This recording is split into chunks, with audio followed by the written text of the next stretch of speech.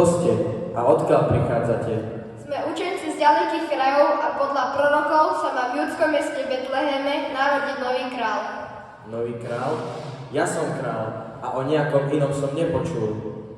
Ale vlastne Židia očakajú narodenie svojho kráľa.